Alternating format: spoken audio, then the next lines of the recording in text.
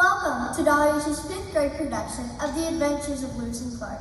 We are so glad you're spending your morning here with us. Please silence all electronics. We're easily distracted, especially Miss Donaldson. We will be making a recording of our performance. Miss Donaldson will email the link, but please do not share the link on social media. Feel free to share the link with any family who can't attend. This musical has given us many opportunities to learn. Not only an important part in American history, but we also learned that the musical theme from the French national anthem is in Napoleon's song. We discovered it again while listening to Peter Tchaikovsky's 1812 Overture. We wondered and then researched why this Russian composer would use the French national anthem in his piece. We found out that he was paying tribute to Russia's defense of Moscow against none other than Napoleon. In the music as the French retreat, the Russian national anthem, God Save the Tsar, is heard along with cannons and church bells. Now, before we begin, we wanted to set the scene for you. The time was 1804, and our country was only 28 years old. We were under the leadership of President Thomas Jefferson.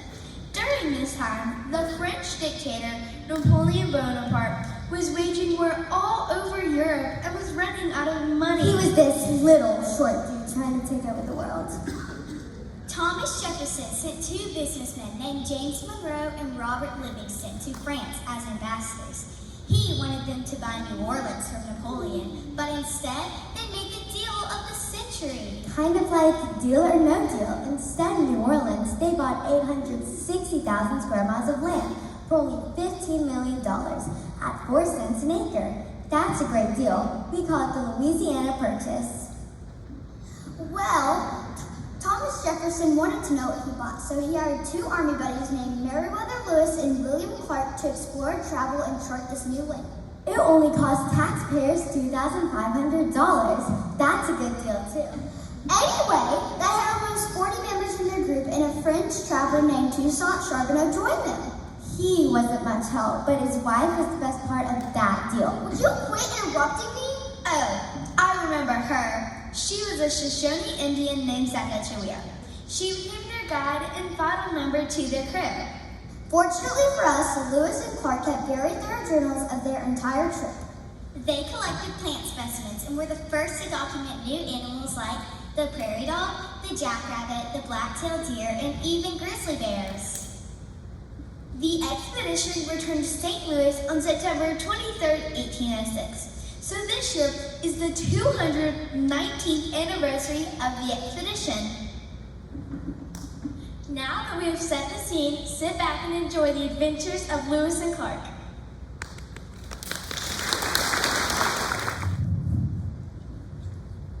Thank you, everyone, for your warm and enthusiastic reception. The name of our report is Every Single Day in the 3-year-long expedition of Captain Meriwether Lewis and Captain William Clark. I'm sure you'll find it fascinating, as well as thorough. On the first day of their famous adventure, the two young explorers woke up. Then they washed up for breakfast. Then they ate breakfast. Then they washed the dishes. Then they went for a canoe ride. Then they cooked their lunch. Then they ate their lunch. Their lunch was good. It was venison, berries, potatoes. Quiet! I'm trying to give a report over here. How rude. Who did you speak anyway? What's going on over here? We're back. We're back. We're back. We're back. We're back. Ref, back? Back from what? Who are you? Who are we? Why, we're Lewis and Clark. That's Clark and Lewis. We're back from the expedition. Yep, we made it to the Pacific Ocean and back in just 2.5 years. We would have been here sooner, but that last 100 miles was the pits. Yeah, the traffic on the Missouri River was unbelievable.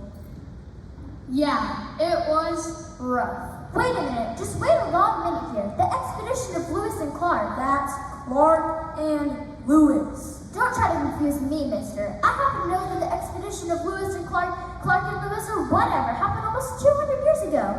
In the years 1804 to 1806. Wow, I guess that last 100 miles was harder than I thought. But you can't be the Lewis and Clark. Do you think we could be the Clark and Lewis? Well, I don't see how.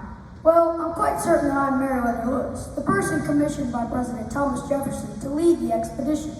That's right, he is. And I know I'm William Clark, the other captain that was asked to make the trip. And I'm Charbonneau, the clumsy guide and interpreter. At least, I think I am. Am I? I'm Sacagawea, the guide for the group and Charbonneau's wife. You are? Oh, yes, you is. I was. You are. I do. Oh, brother.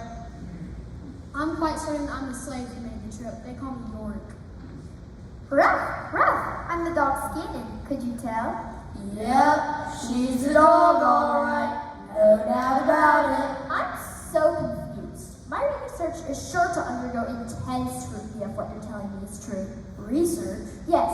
You see, I was supposed to give a report to the class about the adventures of Lewis and Clark. Yeah, I know, Clark and Lewis. I don't care if you're Garfunkel and Simon. My report says you've been home since 1806. Now why should anybody believe anything I say is true? Don't get all upset, little girl. We'll explain the whole thing to you. Yeah, we'll give you first-hand account of our trip. It was wonderful. It was eventful.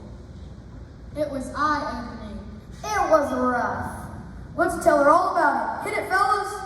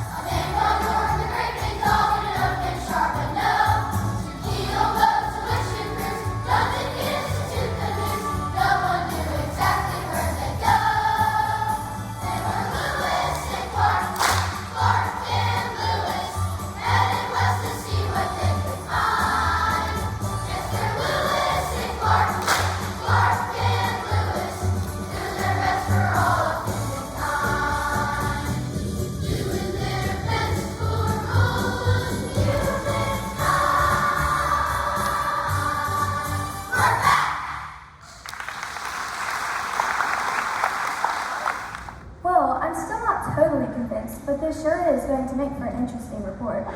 And have we got stories to tell you? While I've got you here, I may as well check a few of my facts. Shoot, lady. Well, don't exactly shoot. We've had quite enough of that for a while. That's for sure. Tell her how you shot Captain Lewis right in the rear because you thought he was an elk Charbonneau. Oh yeah, that was rough. Oh, she doesn't want to hear about that. Neither do I. What I don't understand is why President Jefferson was so keen on having me go in the first place.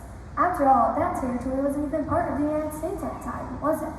No, it sure wasn't. But Jefferson had already dispatched two very capable fellows, James Monroe and Robert Livingston, to France to try to buy some land from the Emperor Napoleon Bonaparte, who was way in over his head, fighting wars all over Europe. Not that over his head was very high, but frankly, my dear, he was pretty well broke. Sounds like a good time for a deal, my dear. Look over there. We better do it. She is a guide, you know. Gentlemen, all eyes, all hopes are fixed on you. On the event of the mission depends the future destinies of this republic. No kidding, Mr. President. Gee, heavy stuff, isn't it? Really rough.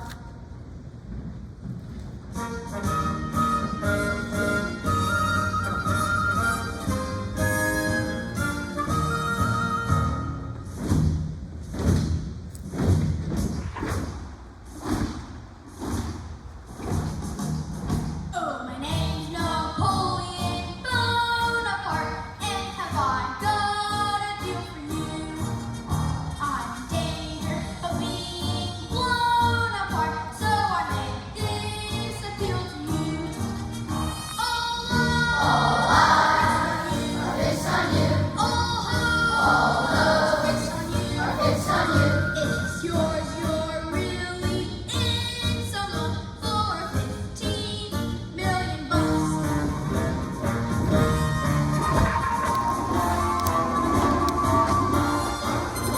Oh, his name's Napoleon Bonaparte, and has he got a deal for you? He's in danger of being blown apart, so he makes this appeal to you. His eyes are fixed on you. His claws are into you. If yours, you're really in some luck for 15 million bucks.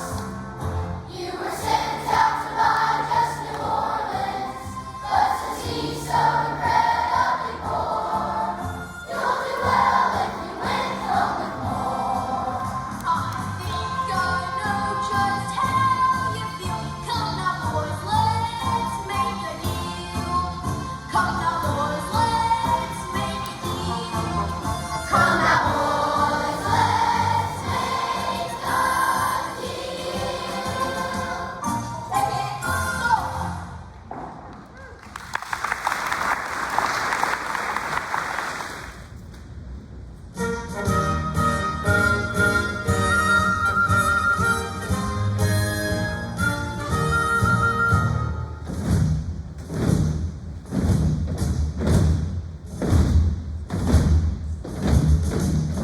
Oh, my name's Napoleon Bonaparte, and have I got a deal for you? I'm in danger of being blown apart, so I made this appeal to you. All eyes are fixed on you. All hopes are fixed on you. It's yours, you're really in some luck for 15 million bucks.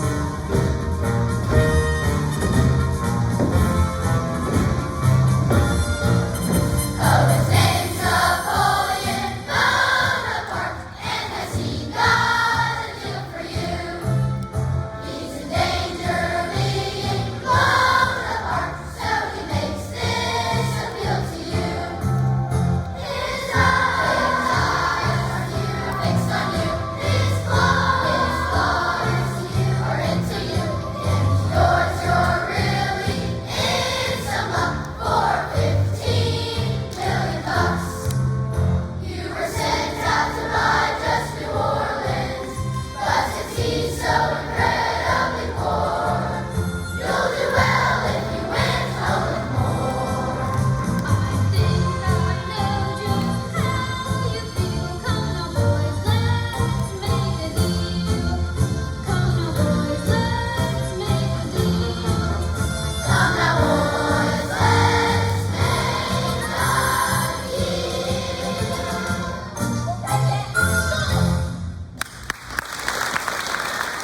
So you see, Monroe and Livingston bought a lot more than they originally intended. Yeah, like 860,000 square miles. Sort of a blue light special of land deals. The truth is, we didn't even know what America owned when we set out on our journey.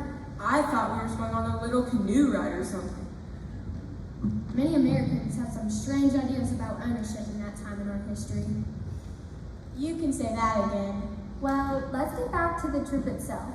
So you headed out of St. Louis in a couple of canoes and a couple of keeled boats. Was the trip everything you hoped it would be? Are you kidding? It was an adventure of a lifetime. It was spectacular. It was so enlightening. What trip?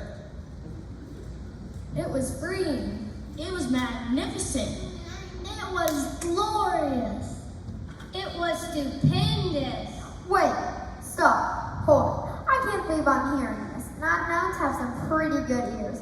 Good grief, fellas, give me some music. Now, baby, let me give it to you straight from the one who did the entire trip on 4 little paws and on a pine train site. They can tell you it was this great adventure full of romance, excitement, and thrills. But let me tell you right now that no matter what they say, and no matter how they say it, the truth of the matter is that the whole doggone trip was positively, absolutely, undeniably right.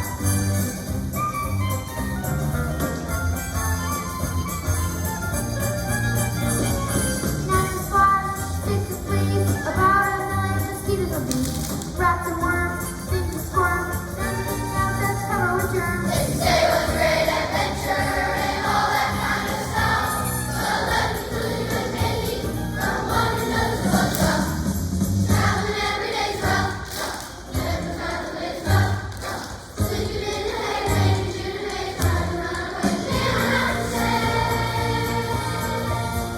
There's no snakes and bears, no hairs, especially when they're covered with hair. Smells sweet, makes you pee, especially when there's nothing to eat.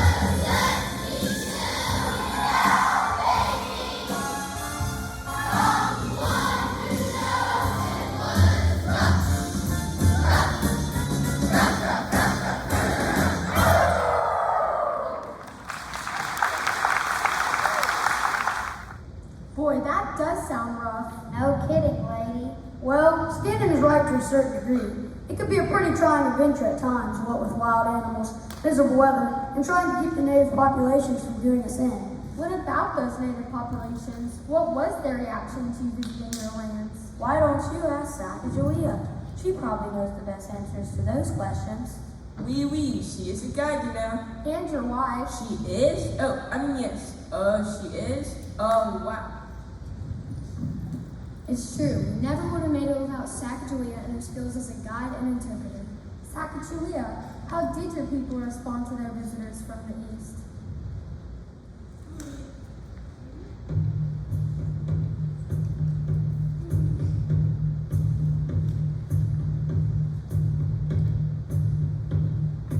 Oh, my friends, most of the tribes welcomed us with open arms.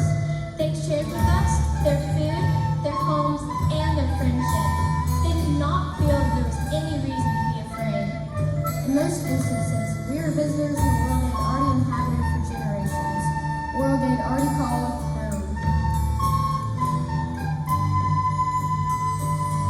Strangers, this is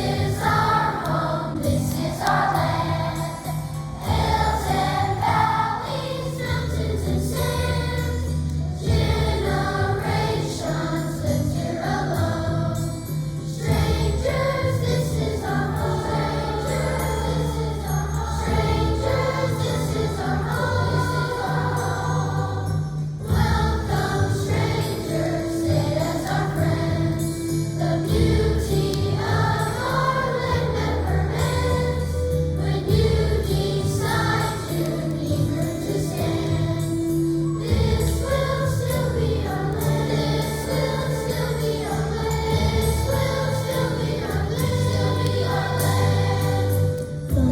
lands around my dwelling are more beautiful from the day it is given me to see. Faces I have never seen before. All is more beautiful. All is more beautiful. And life is thankfulness. These guests of mine make my house grand.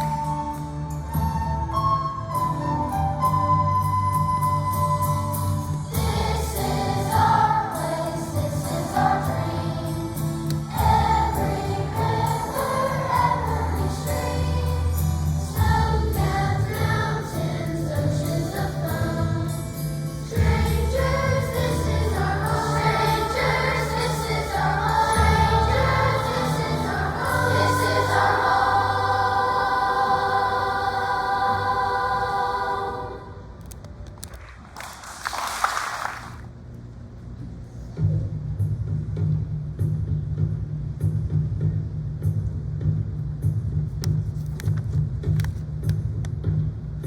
All my friends, most of the tribes welcomed us with open arms. They shared with us their food, their homes, and their friendship. They did not feel there was any reason to be afraid. In most instances, we were visitors in a world they had already inhabited for generations, a world they had already called home.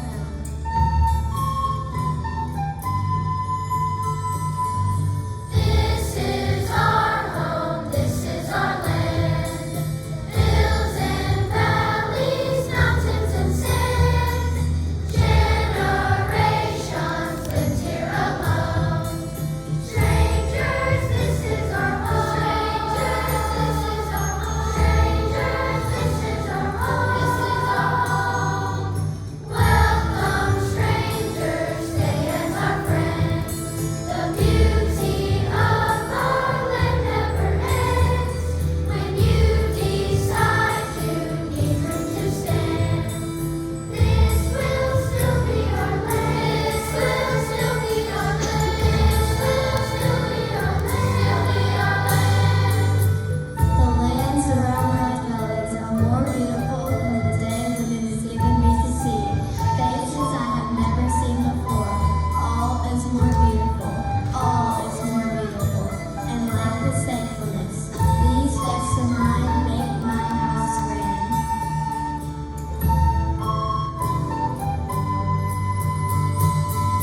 This is our place. This is our dream. Every river, every stream, snow-capped mountains, oceans of foam.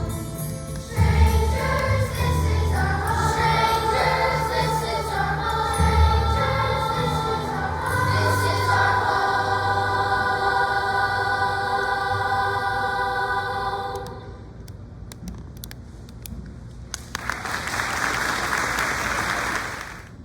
Wow, I'm beginning to see Native Americans in a whole new way. But my big question now is how did you really ever know where you were going out there in the wilderness? It was rough. Quiet, Scannon. Wasn't always easy, but with the help of Soccer Juliet and the other guides along the way, plus the stars, the sun, the planets, and the river current, the direction was usually quite obvious. Actually, it was our expert mastering of the sciences of astronomy, geography, geometry, physics, meteorology, and all of your sciences, matched with our innate sense of direction, line and form, that got us to and from our manifest destination with nary a single missed cue. In other words, we got lucky.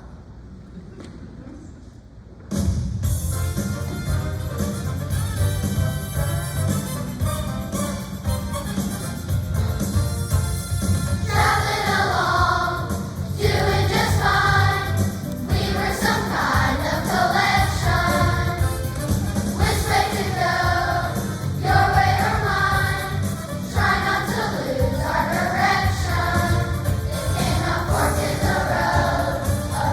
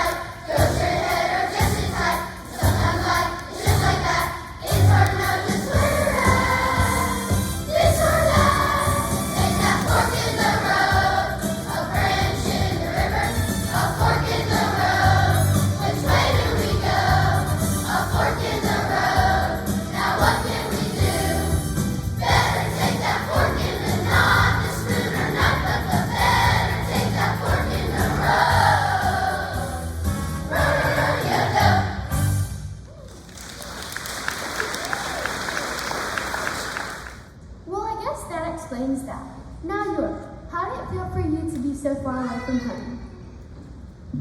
Well, I've always been a long way from home, miss, but out in the West in a whole new land, I felt more free than I ever have. Te va vone. What was that, Charbonneau? Te va vone. It's a Shoshone word that means stranger. The truth is, I guess we're all strangers in one form or another in this strange new land. I know I'm strange. Te va vone. What a beautiful word. It's funny how in even a crowd, a person can feel so alone.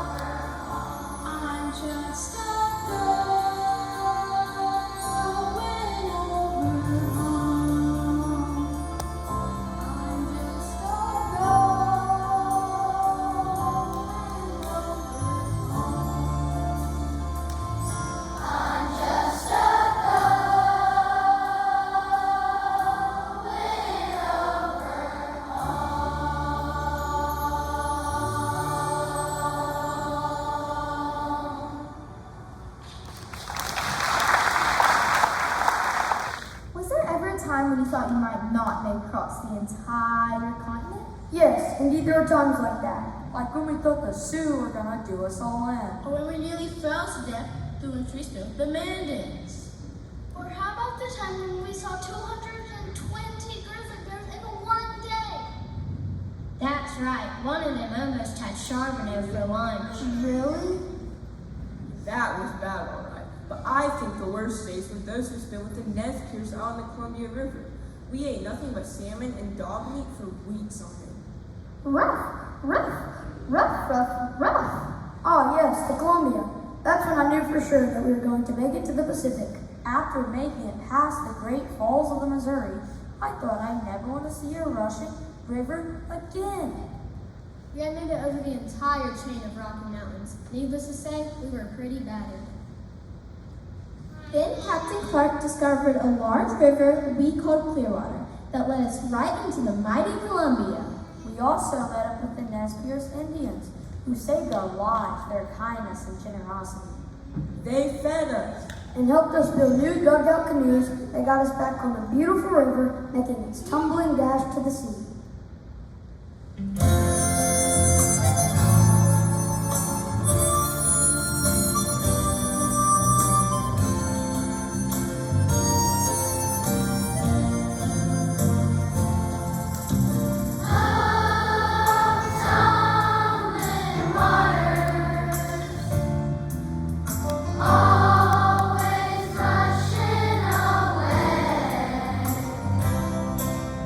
Over the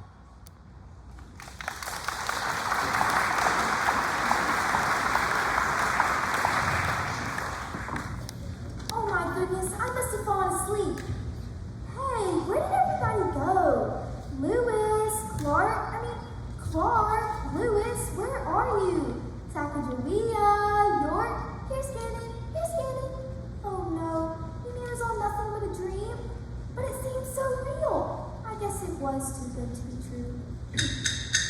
Louis? Bart? Sacagawea? Is it really you? Oh, hi, Julie. It's only you. Cassie, you'll absolutely never believe what just happened to me. I was working on my report on King Arthur's Knights of the Royal Round Table, and you'll never guess who came knocking on my door. King Arthur and his knights. No, that would be impossible. They've been dead for hundreds of years. Well, who then? These two guys named Clark and Lewis and a whole group all coming home from a cross-country expedition. We're back!